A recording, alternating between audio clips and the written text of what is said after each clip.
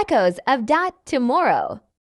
Chapter 1. The Precipice. In a world where time was not linear, the inhabitants had learned to live with the paradoxes that slipped in between the ticking of the clock. The city of Regales had been built at the edge of time, where the threads of past, present, and future intersected.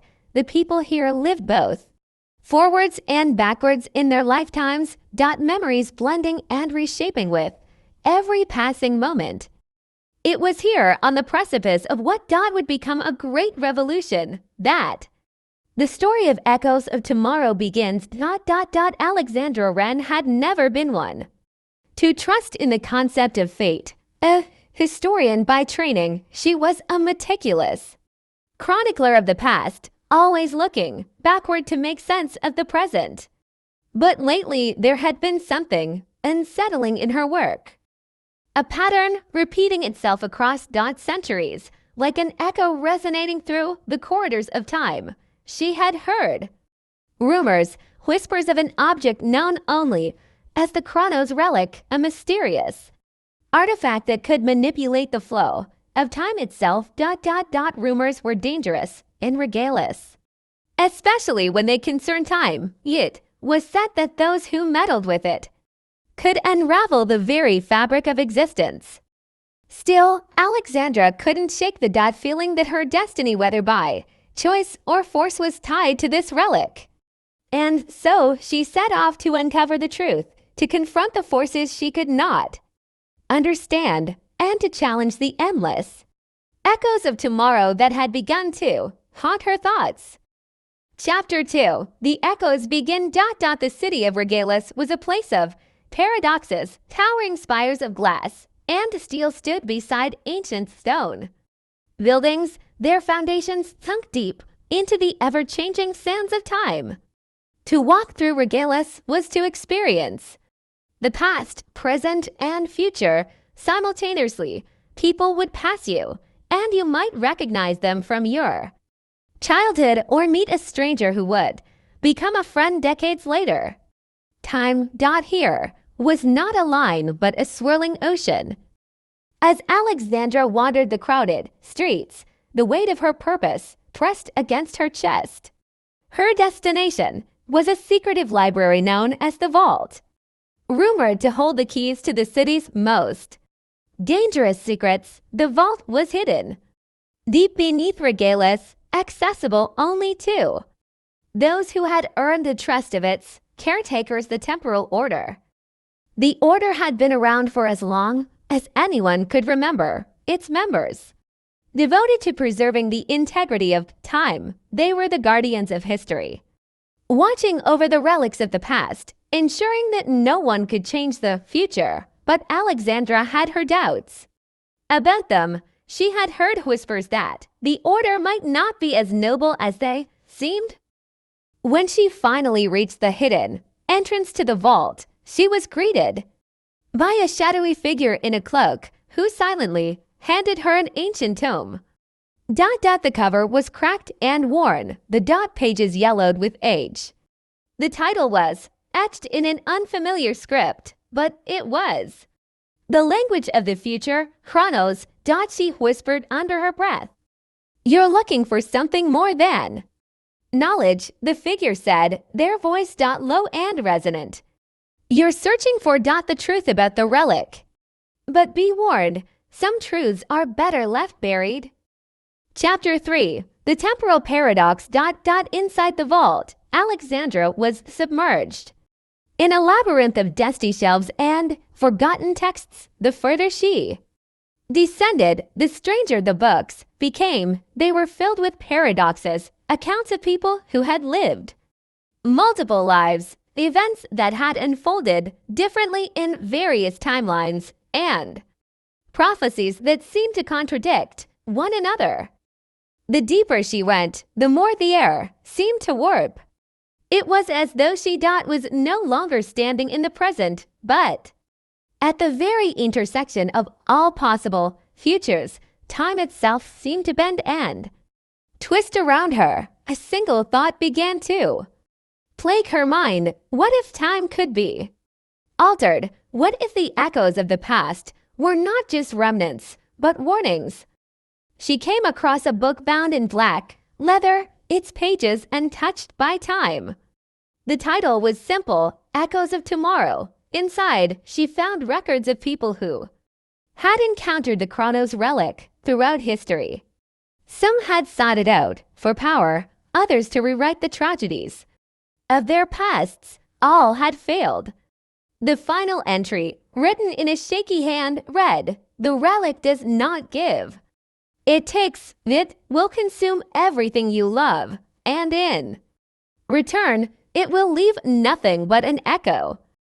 As Alexandra read these words, she felt a sudden chill wash over her.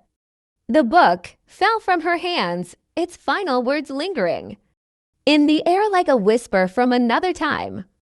Chapter 4. The Guardians of Time. Determined to learn more, Alexandra sought out the temporal order. The city's leaders, the ones who held the threads of time in their hands, were not to be trusted lightly. The order's headquarters were located atop the highest tower in Regalis, a dot structure that seemed to pierce the very heavens. It was said that only those who had mastered the art of time manipulation could ascend the tower without becoming lost in the temporal rifts that surrounded it. Alexandra was no time manipulator, but with the knowledge she had gained from the vault, she felt more prepared than ever. She crossed the threshold of the tower and found herself standing before the Grand Archivist, a man whose eyes seemed to hold the weight of centuries.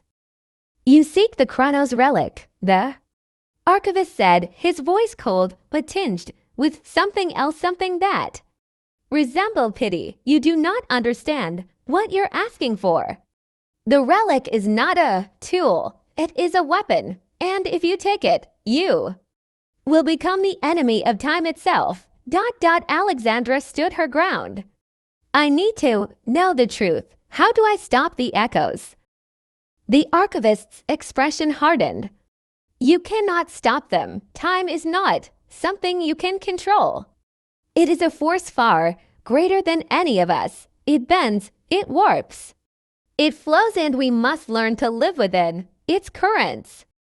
Chapter 5. The Fractured Future. Despite the Archivist's warning, Alexandra could not shake her growing obsession with the Chronos relic. The echoes of tomorrow were becoming unbearable. She had seen visions of the future of people, cities, even entire civilizations being consumed by time itself, entire timelines collapsing, their futures rewritten in an endless loop of agony. But it wasn't just the future she saw, it was the past too. She began to see fragments of her own life, moments long forgotten or never lived. She saw herself in countless iterations, each one making different choices, each one experiencing different outcomes. In one timeline, she was a simple librarian, in another, a rebel leader. But no matter the path, there was always an echo, always a ripple in the fabric of time. It was in one of these fractured glimpses that she saw the relic, a glowing orb, pulsing with the power of 1,000 realities. It was both beautiful and terrifying, a symbol of ultimate control over the very essence of existence. As Alexandra ventured deeper into the mysteries of the relic, she began to see the true cost of its power. Every time she tried to bend time to her will, the echoes grew louder, more chaotic. The boundaries between past, present, and future began to blur, and soon she could no longer tell where she ended and the echoes began. Chapter 6. The Dying City. Egalas was beginning to crumble as the echoes of tomorrow grew more intense.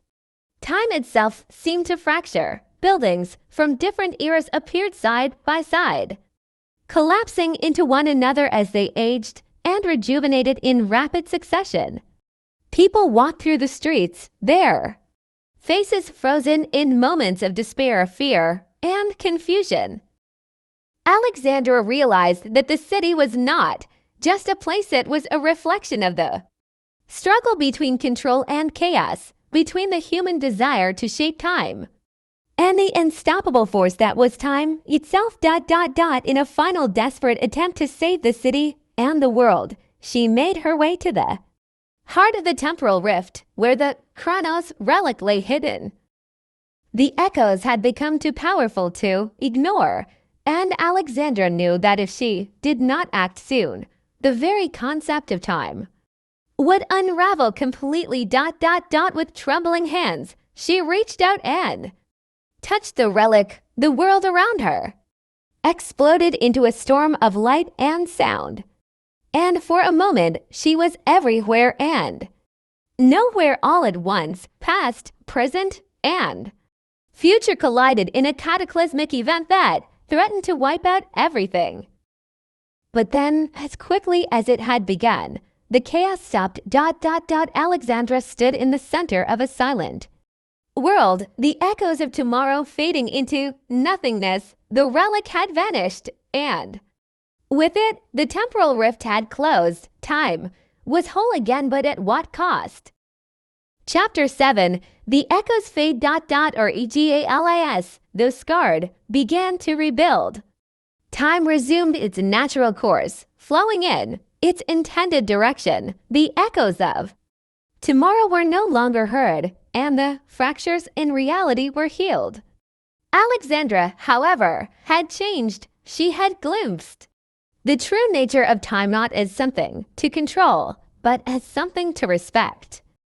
As she returned to her work as a historian, she no longer sought to uncover the secrets of the past or the future. Instead, she focused on living in the present, knowing that each moment was both fragile and precious. And though the echoes of tomorrow were silent, Alexandra knew that they would always remain quietly in the background, waiting for the next soul brave enough to seek them out.